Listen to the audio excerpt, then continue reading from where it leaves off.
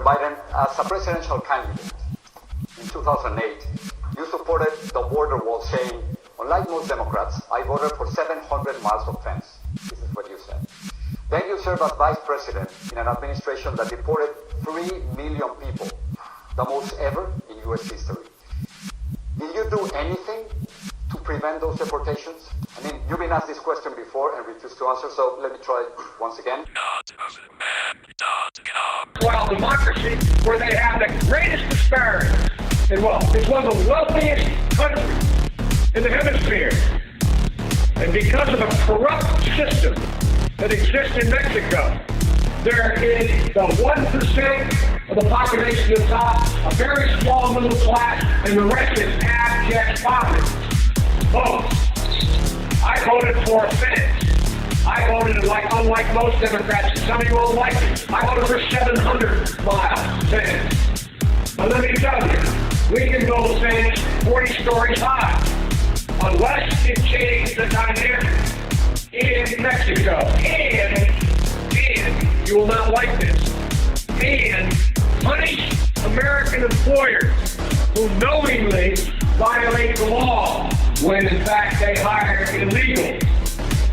Unless you do those two things, all the rest is window dressing. Now I know I'm not supposed to say it that bluntly, but they're the facts. They're the facts. And so everything else we do is in between here. Everything else we do is at the mark. The reason why why I believe the fence is needed is not related to immigration as much as the drug. I'm the guy that wrote the National Crime Bill. I'm the guy that wrote the National Drug Tax. I'm the guy that wrote the law that set up a drug czar. And let me tell you something, folks. People are driving across that border with tons, hear me, tons of everything from byproducts from methamphetamine to cocaine to heroin. It's all coming up through corrupt Mexico. So I would have, as they say in the southern part of my state, I'd have an altar call with those boys. I'd have a little come to the Lord meeting. You think I'm joking? I'm not joking. Many of you know about me. I've been doing this a long time. I've known every single major world leader in every country for the past 20 years. And I know a lot of them well because they came up like you. Darius Perkins was released from prison in early July, having served 23 years of a 35-year mandatory minimum sentence for selling crack cocaine. I try to pay no difference, but 35 years, I think, was hard. Joe Biden took credit for the 1986 law that mandated the same sentence for 5 grams of crack possession as 500 grams of cocaine. And he followed that with the 1994 crime bill, which mandated federal mandatory life sentences for repeat drug offenses and encouraged U.S. states to do the same. The devastation of African-American communities through the drugs crackdown was apparent. We do everything but hang people for jaywalking in this bill.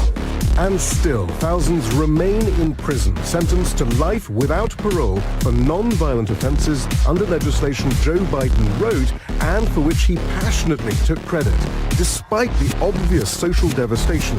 And his recent apologies have been filled with qualifications. And he said, we're talking about things that happened a long time ago. Barack Obama trusted me. That should be enough of a reference. No, that ain't enough. So I don't want to ask, what made them do this? They must be taken off the street. Get ready